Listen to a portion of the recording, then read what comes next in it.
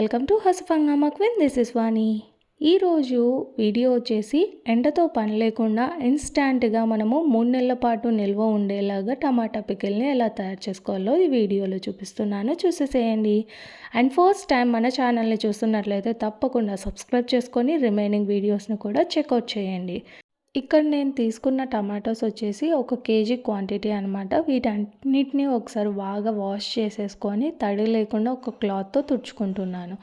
Tomatoes మనము ఎలా తీసుకోవాలి అని అంటే బాగా ఎర్రగా పండుండాలి అండ్ దోరగా ఉండాలి, మరి కొంచెం కూడా మెత్తగా ఉండకూడదు. అండ్ అన్నీ ఒకే సైజ్ లాగా ఉంటే మనకు ఈజీగా పెట్టుకోవచ్చు అనమాట.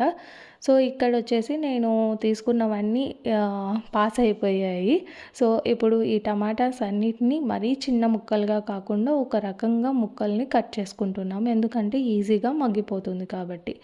సో ఇక్కడైతే నేను ఈ విధంగా మొత్తం ముక్కల్ని అయితే కట్ చేసేసుకుంటున్నాను.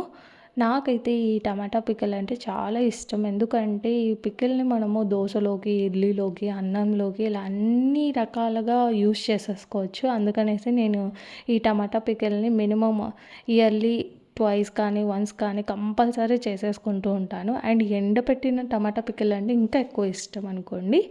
సో ఈసారికైతే ఈ ఇన్స్టాంట్ పికిల్ని ఎలా చేస్తున్నానో చూపిస్తున్నాను, చూడండి. అండ్ మొత్తానికైతే ఈ టమాటాస్ అన్నిటిని కట్ చేసేసుకున్నాను. ఆ తర్వాత ఇందులోకి కావాల్సిన మెయిన్ ఇంగ్రీడియంట్ చింతపండు. ఇక్కడ నేను పిప్పి తీసి పక్కన పెట్టుకున్నాను. ఈ చింతపండు మనకు 2 పెద్ద నిమ్మకాయల సైజ్ అంత క్వాంటిటీ తీసుకోవాలి. గ్రామ్స్లలో అయితే 100 to 150 గ్రామ్స్ ఉన్నా సరిపోతుందన్నమాట. సో ఆ చింతపండు కూడా రెడీ చేసుకొని పెట్టుకోవాలి. నెక్స్ట్ ఒక బాండి పెట్టేసి 1.5 టేబుల్ స్పూన్ మెంతులు, అలాగే 2.5 టేబుల్ స్పూన్ల ఆవాల్ని వేసుకొని దోరగా వేయించుకోవాలి. కొంచెం కూడా అడుగంటకుండా మాడకుండా చూసుకోవాలి. సో ఇది బేసిక్ టిప్ అనమాట. ఎప్పుడు ఏం పికిల్స్ చేసినా ఇది తప్పకుండా ఫాలో అవ్వాలి, లేదు అని అంటే కొంచెం మాడు వాసన వస్తాయి. సో అందుకనేసి దోరగా వేయించుకున్నాను. వీటిని పక్కన పెట్టేసుకున్నాను. ఇవి తర్వాత మిక్సీ పట్టేసుకొని నెక్స్ట్ ప్రాసెస్లోకి యూస్ చేయొచ్చు. అండ్ అదే బాండీలో నేను ఇంకా టమాటా ముక్కల్ని వేసేసుకుంటున్నాను. ఈ ముక్కల్ని వేసుకున్న తర్వాత వెంటనే మనము చింతపండుని కూడా వేసేసుకోవాలి. ఈ చింతపండుని కూడా మొత్తం పెట్టేసి ఒక్కసారి అలా కలుపుకొని ఇంకా మూత పెట్టేసుకొని ఒక 5-6 నిమిషాలు అలానే పెట్టేసి మగ్గబెట్టుకోవాలి. ఈ ప్రాసెస్ మగ్గబెట్టేటప్పుడు తప్పకుండా మీడియం టు లో కానీ పెట్టుకోవచ్చు. స్టార్టింగ్లో అయితే మీడియం పెట్టేసుకొని తర్వాత చిన్నగా మంటని తగ్గించుకుంటూ వెళ్ళిపోతూ ఉండాలి. అండ్ ఇలా చేసేటప్పుడు మాత్రం తప్పకుండా మనము పక్కనకి వెళ్ళకుండా చూసుకోండి. అక్కడే ఉండి చేసుకునే పాటైతేనే పికిల్ బాగా కుదురుతుందండి. సో ఇక్కడ మనము చూస్తున్నట్లయితే ఒక 5-6 నిమిషాల తర్వాత వాటర్ అంతా తేలింది. ఈ వాటర్తోనే మొత్తం ఈ టమాటాస్ అన్నీ ఉడుకుతాయి. సో ఇదంతా బాగా ఉడకడానికి ఒక 15 నుండి 20 నిమిషాలు అయితే పడుతుందన్నమాట, మంట తక్కువలో పెట్టుకొని చేసుకుంటే. సో ఇక్కడ చూడండి, ఇప్పుడు ఆల్మోస్ట్ వాటర్ కనిపించడం లేదు, దగ్గరగా అయిపోయింది. ఈ ప్రాసెస్ అప్పుడు మనము లిడ్ అనేది అసలు పెట్టకూడదు. ఇందాక పెట్టిన లిడ్ని ఇంకా తీసేసి పక్కన పెట్టుకోవాలి. ఒకవేళ వాటర్ మళ్ళీ పడతాయి అన్నమాట. సో పికిల్ పాడయ్యే ఛాన్సెస్ ఉంది కాబట్టి లిడ్ అయితే పెట్టకుండా ఉడికించుకోవాలి. ఇప్పుడు చూస్తున్నట్లయితే టమాటాస్ బాగా దగ్గరగా ఉడికిపోయాయి. అండ్ ఇంకా నేనైతే ఇలా గరిటెతో ఒకసారి అలా అంటూ ఉన్నాను. కొంచెం అయినంత వరకు అలా స్మాష్ చేశాను.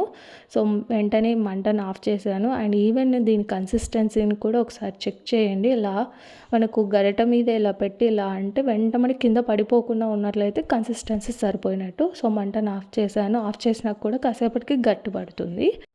ఈ పికిల్లోకి కావాల్సిన వెల్లుల్లి రెబ్బల్ని ఒలుచుకుంటున్నాను. ఇక్కడ వచ్చేసి నేను 2 వెల్లుల్లి వేసుకుంటున్నానండి. ఫస్ట్ అయితే ఒక వెల్లుల్లి మొత్తం పీల్ ఆఫ్ చేసుకున్నది మిక్సీకి ముందు వేసేస్తున్నాను.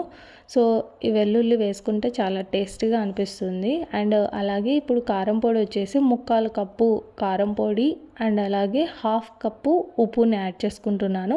కారం పొడి అండ్ ఉప్పు క్వాంటిటీ వచ్చేసి 1:2 రేషియో. కారం పొడి 2 అయితే ఉప్పు 1 అనమాట.